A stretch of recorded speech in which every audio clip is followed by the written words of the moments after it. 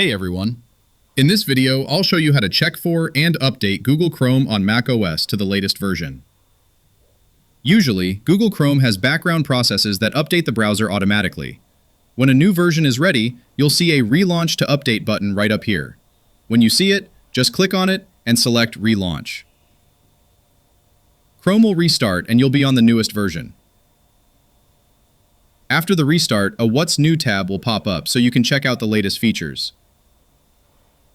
But if you want to force Chrome to check for an update right now, click the three-dot icon in the top right corner, go down to Help, and select About Google Chrome.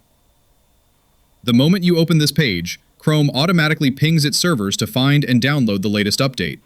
You'll see the download progress right here, and then a Relaunch button will appear. If it simply says Chrome is up to date, well, you're already running the latest version. Now, if for some reason Chrome's built-in updater is corrupted and it fails to update, that's when you'll need to head over to google.com/Chrome. Just hit Download Chrome to get the installer, and then drag it into your Applications folder to overwrite the old version. You can also click the I want to update Chrome link on the Help page. It'll walk you through the steps, but honestly, it's pretty much what I just showed you.